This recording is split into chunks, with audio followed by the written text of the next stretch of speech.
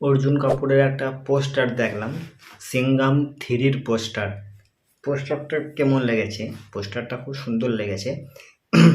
Black একটা শেপের মধ্যে পোস্টারটা করা হয়েছে।